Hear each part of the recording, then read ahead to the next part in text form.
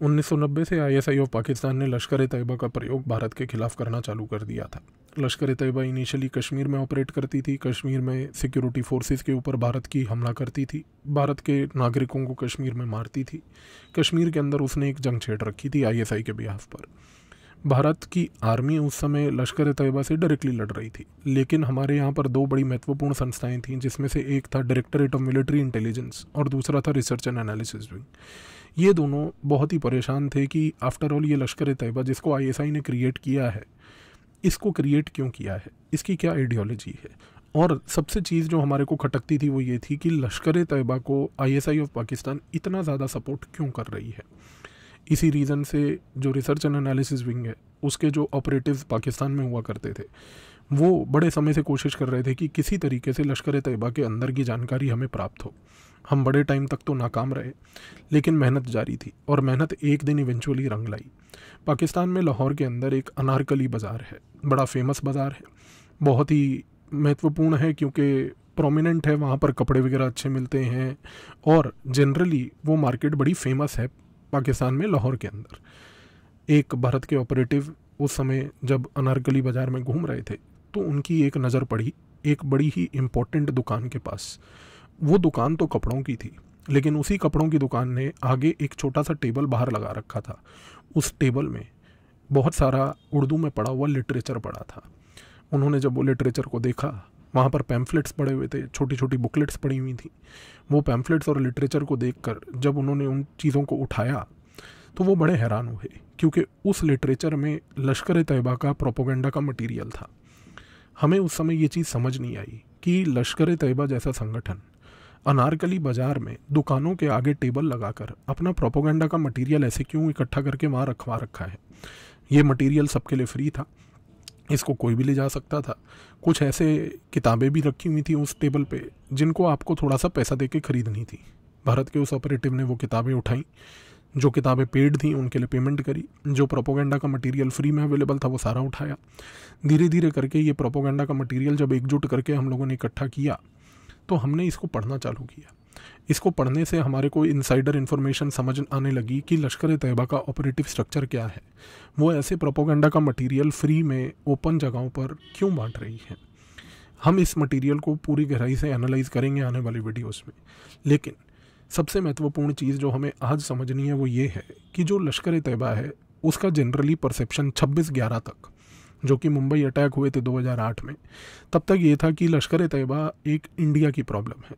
विश्व का कोई देश हमारे साथ कभी भी हमारा साथ नहीं देता था लश्कर ए तैयबा के ऊपर कार्रवाई करने के लिए, क्योंकि सारे देशों को केवल ये लगता था, और ख़ास करके अमेरिका को भी ये लगता था कि लश्कर ए तैयबा एक इंडिया प्रॉब्लम है, उसका इंडिया पाकिस्तान का इशू है। लेकिन 26/11 में जब लश्कर ए तैयबा ने मुंबई अटैक्स के दौरान बहुत ही इम्पोर्टेंट तरीके से सिर्फ भारतीय नागरिकों के ऊपर हमला नहीं किया, बल्कि उसने यहूदी लोगों को भी मारा, अमेरिकन्स को भी मारा, तब जाके अमेरिका की आंखें खुली और अमेरिका की CIA ने भारत की रिसर्च एंड एनालिसिस विंग के साथ मिलकर एक कोलैबोरेशन चालू किया। इस कोलैबोरेशन का ऑब्जेक्टिव ये था कि वो लश्कर ए तैयबा के ऑब्जेक्टिव्स को समझें। वो समझें कि लश्कर ए तैयबा आफ्टर ऑल अमेरिकन्स को क्यों टारगेट कर रही है, यहूदियों को क्यों टारगेट कर रही है। उसका अगर वो सिर्फ इंडिया प्रॉब्लम थी तो वो सिर्फ भारत के नागरिकों के ऊपर हमला करती। लेकिन 26/11 के बाद जो रिसर्च की गई, 26/11 के बाद जो कोलैबोरेशन CIA के बीच में, मोसाद के बीच में और भारत की रिसर्च एंड एनालिसिस विंग और डायरेक्टरेट ऑफ मिलिट्री इंटेलिजेंस, इन चारों संस्थाओं के बीच में हुई, उससे कुछ चौंकाने वाले फैक्ट्स हमारे सामने आए। सबसे पहली चीज़ ये मालूम चली कि लश्कर ए तैयबा जो है वो केवल और केवल भारत को टारगेट नहीं करती है।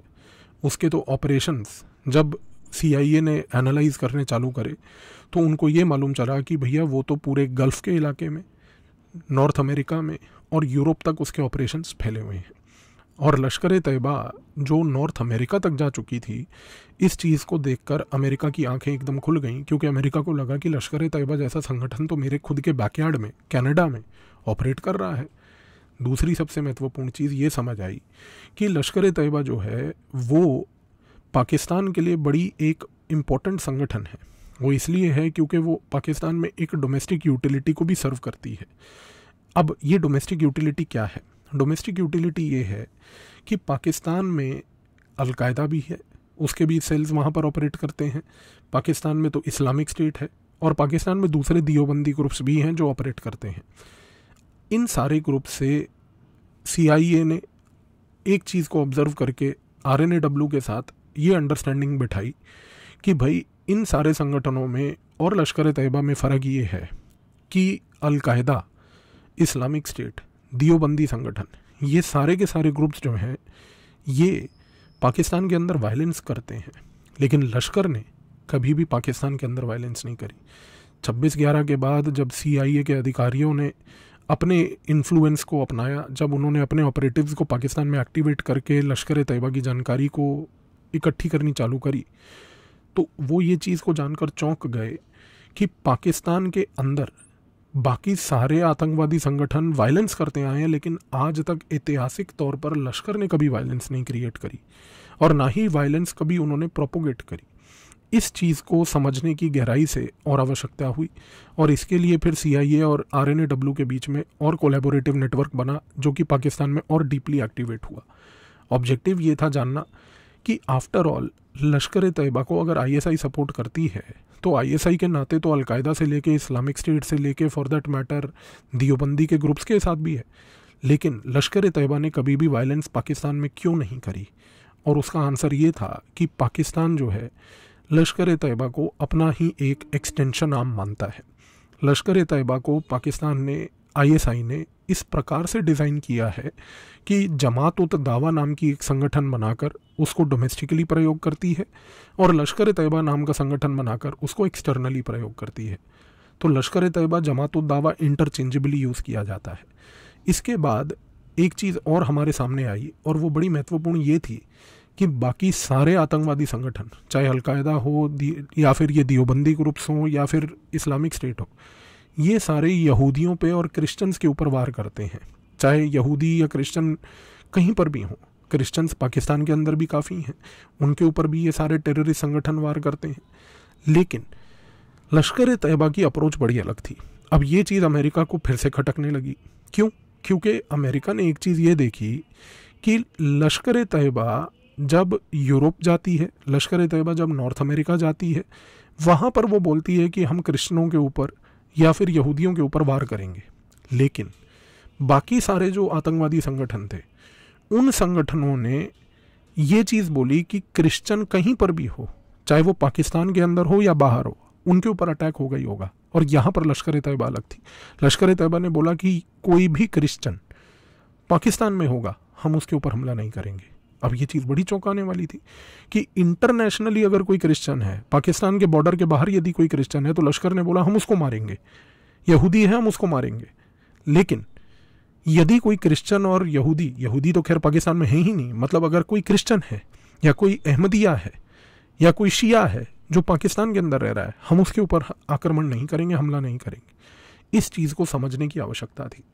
अब ये चीज़ इसलिए की गई क्योंकि हमने जब और ऑपरेशंस करके ये जाना कि भाई लश्कर तैयबा की आइडियोलॉजी क्या है, इस आइडियोलॉजी के ऊपर एक सेपरेट वीडियो तो मैं बनाऊंगा ही, लेकिन उस आइडियोलॉजी के तहत हमें ये मालूम चला कि लश्कर तैयबा जो है वो ये कहती है कि भाई क्रिश्चियंस जो हैं, यदि वो पाकिस्तान में रह रहे हैं तो उन पाकिस्तानी क्रिश्चियंस को हम लोग दावा करके, यानी कि उनको हम लोग प्रोसेलिटाइजेशन करके हम उनको इस्लाम में कन्वर्ट कर लेंगे। लेकिन जो क्रिश्चियन पाकिस्तान के बाहर रह रहा है वो काफिर है, उसको मारना पड़ेगा।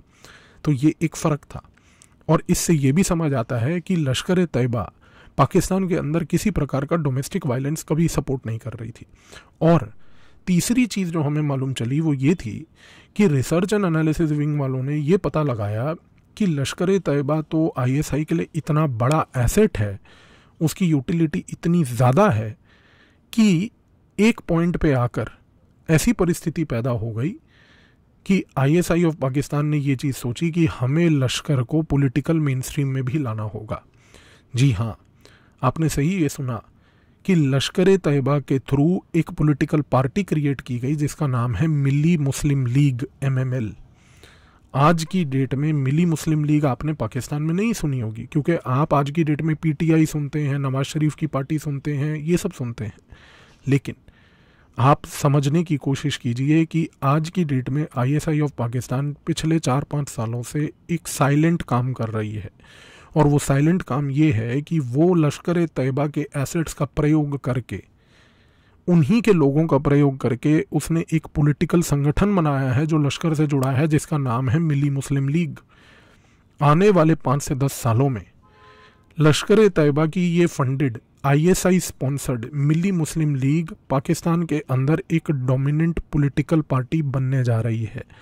और आईएसआई को अब ये चीज़ समझ आ चुकी है कि ये जो एग्जिस्टिंग पॉलिटिकल पार्टीज़ हैं और जो ये पॉलिटिशियन हैं, चाहे वो इमरान खान हो, नवाज शरीफ हो या कोई भी हो, इन लोगों की कोई यूटिलिटी पाकिस्तान में नहीं है। इवेंचुअली हमें अपनी ही स्पॉन्सर्ड पॉलिटिकल पार्टी को पावर में लाकर उसी के थ्रू काम करवाना पड़ेगा। तो आप समझने की कोशिश कीजिए कि पाकिस्तान के अंदर इंटरनल डायनेमिक्स बहुत गजब तरीके से बदल रहे हैं। आने वाले 5 से 10 सालों में मिली मुस्लिम लीग एक बहुत ही बड़ी पॉलिटिकल पार्टी बनने जा रही है पाकिस्तान के अंदर। ये लश्कर ए तैयबा की डायरेक्टली स्पॉन्सर्ड पार्टी और आईएसआई की तरफ से क्रिएटेड पॉलिटिकल पार्टी है। और जिस दिन ये पार्टी लश्कर के बिहाफ पे ऑपरेट करके आईएसआई के साथ स्पॉन्सरशिप में पावर में आ गई पाकिस्तान में, तो पाकिस्तान के अंदर डेमोक्रेटिक एलिमेंट्स के ऊपर भी आईएसआई का कब्जा डायरेक्ट हो जाएगा। जो अभी तक इनडायरेक्ट है वो पूरा डायरेक्ट हो जाएगा। तो रिसर्च एंड एनालिसिस विंग और सीआईए के कोऑपरेशन से हमें जब ये सब चीज़ें मालूम चली, तो हमने ये चीज़ समझ ली कि भैया ये जो लिटरेचर हमने उठाया था अनारकली बाज़ार पाकिस्तान से, लाहौर से, और उसके थ्रू इवेंचुअली जो एक एक करके तार खुलते गए, आज की डेट में आपके सामने ये परिस्थिति है।